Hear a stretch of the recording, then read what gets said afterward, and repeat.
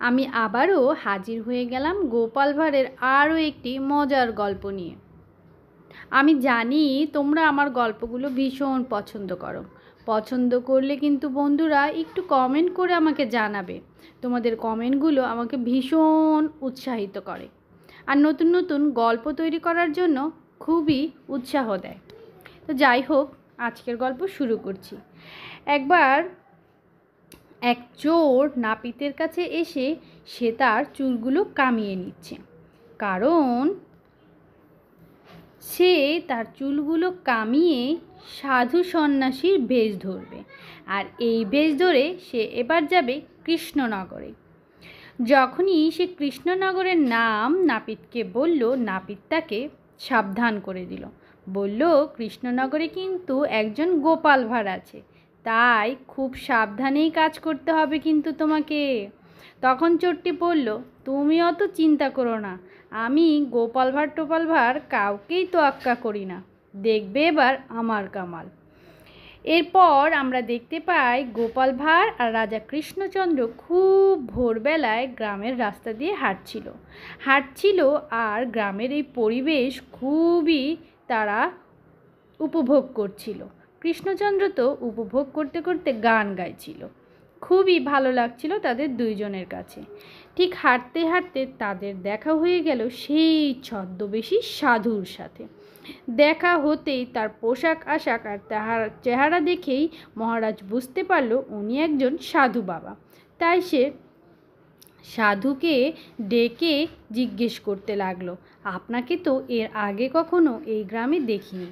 তখন সেই ছদ্মবেশী সাধু বলতে লাগলো, আমি আজকে এই প্রথম এই গ্রামে এসেছি। এখন আমি গ্রামটা ঘুরে দেখতে চাই।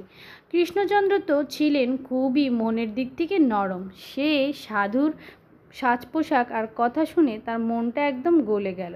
সে সাধুকে বলল, আপনি আমার রাজপ্রাসাদেই অতিথিশালায় থাকবেন, সেখানেই খাওয়া দাওয়া করবেন। তখন সেই ছদ্মবেশী সাধু বলল, না না মহারাজ, আপনার এই আন্তরিকতা আমার ভীষণ ভালো লেগেছে, তবে আমি রাজপ্রাসাদে থাকতে পারবো না। আপনি চাইলে আমাকে একটা ঘর তৈরি করে দিতে পারেন নদীর ধারে, আর আমি খাবার দাবার যার যখন ভালো লাগবে আমাকে যা দিবে আমি তাই।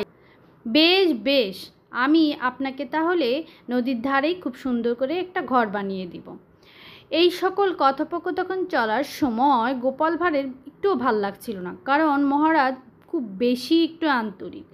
একটু কিছু ভালো যাচাই বাছাই না করেই একটু মিষ্টি সুরে কেউ কথা বললেই সে একদম সব দিয়ে দিতে চায়। যাই হোক, গোপাল ভাঁড় তার কিছু বলল না। তারপর সাধু বাবা সে রাজামশাইয়ের কাছে বলল, আমি একটু গ্রামটা ঘুরে দেখতে চাই। এই বলে সে বিদায় নিল।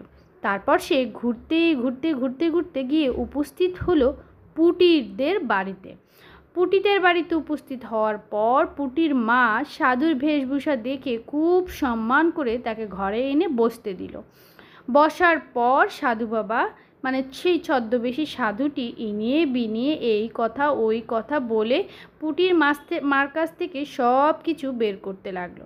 কথা বলতে বলতে পুটির মা বলল, সে কিছু মোহর জমিয়েছে, তার মেয়ের বিয়ে দিবে এবং নতুন করে একটা ঘর দৌড় তুলবে। তখন সাধু বলল, বেশ বেশ মা, তুমি বেশ বুদ্ধিমতী, তা মোহর টোহর একটু সাবধানেই রেখো।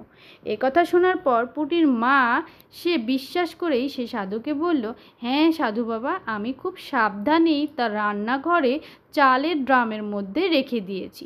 ব্যাস, এই তো চাচ্ছিল সেই চোর ছদ্মবেশী সাধু। তারপর পুটিদের বাড়ি থেকে সে খুব ভালো মন্দ মহাভোজ করলো। মহাভোজ করে পুটির মাকে খুব আশীর্বাদ করে বের হয়ে গেল। তারপর সেই কথা মতো সে গভীর রাত্রে যখন সবাই ঘুমে আচ্ছন্ন, তখন সে পুটিদের বাড়ি এসে উপস্থিত হলো। আর খুব আস্তে আস্তে দৌড় খুলে সে পুটিদের রান্নাঘরে গিয়ে উপস্থিত হলো।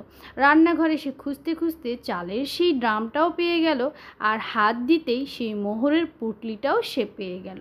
ব্যাস, সেই মোহরের পুটলি নিয়ে সে রাতের বেলা চম্পট দিল।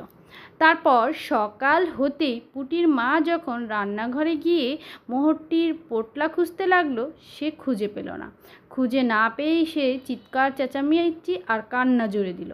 কাঁদতে কাঁদতে সে তো প্রায় বেহুশ, কারণ এ তো তার সারা বছরের সঞ্চয় ছিল। তার কান্নাকাটি শোরগোল শুনে গোপাল ভাঁড় গিন্নি সহ আশেপাশের লোকজন এসে উপস্থিত হলো। সকলে তাকে জিজ্ঞেস করলো। তখন পুটির মা বলল তার মোহর ভর্তি পুটলিটা সকালবেলা থেকে সে পাচ্ছে না, অর্থাৎ তার চুরি হয়ে গেছে। তখন গোপাল জিজ্ঞেস করলো, আচ্ছা তোমার কাছে যে মোহর আছে এবং মোহরটি যে সেইখানেই আছে, তা কি তুমি ছাড়া আর কেউ জানতো? তখন পুটির মা খুব চিন্তা ভাবনা করে বলল যে হ্যাঁ, গতকাল এক সাধু এসেছিল। আমি খোলা মনে সেই সাধু বাবাকেই সব কিছু বলেছিলাম। তারপর সব বৃত্তান্ত শোনার পর গোপাল ভাঁড় বুঝতে পারল গতকাল সকালবেলা যেই সাধুর সাথে মহারাজ আর গোপাল ভাঁড়ের দেখা হয়েছিল, সেই সাধুর কথাই পুটির মা বলছে।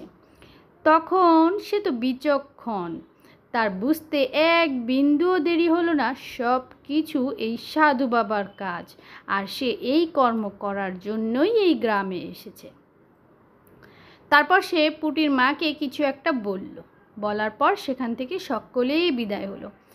তার কিছুক্ষণ পরই সে সেই সাধু বাবার যেখানে রাজামশাই তাকে ঘর তুলে দিয়েছিল নদীর ধারে, সেখানে এসে উপস্থিত হলো।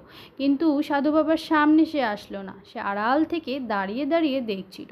আর কিছুক্ষণের মধ্যেই পুটির মাও সে সাধু বাবার সামনে এসে উপস্থিত হলো।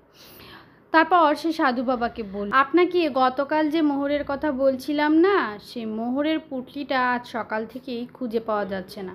আপনি দয়া করে কিছু করুন, আমার সারা বছরের সঞ্চয়। এই নিন, আপনার জন্য কিছু খাবার দাবার নিয়ে এসেছি। তারপর পুটির মা সাধু বাবাকে একটা খাবারের পোটলা ধরিয়ে দিল। সাধু তো বেশ খুশি হলো। তারপর পুটির মা চলে যাওয়ার পর সে আরাম করে খেতে লাগলো। খেতে খেতেই তার খুব বেগ পেতেই সে তড়িঘড়ি করে কাজ সারার জন্য উঠে গেল। উঠে যেতেই গোপাল ভাঁড় তার ঘরের পেছন থেকে এসে ঘরে ঢুকেই ঘরে খোঁজ করতে লাগলো সেই মোহরের পুটলিটা।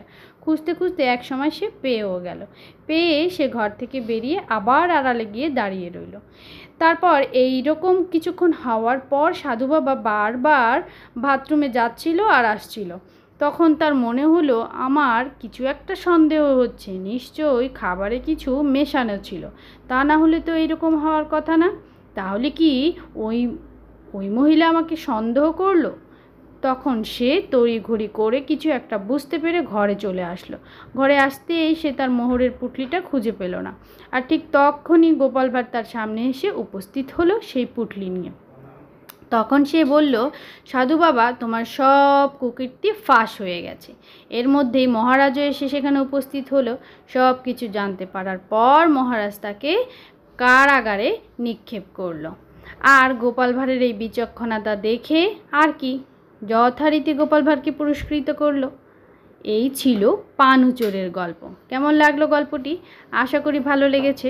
ভালো লাগলে কি করতে হবে? হ্যাঁ, অবশ্যই কমেন্ট করতে হবে, লাইক করতে হবে, বন্ধুদের সাথে শেয়ার করতে হবে।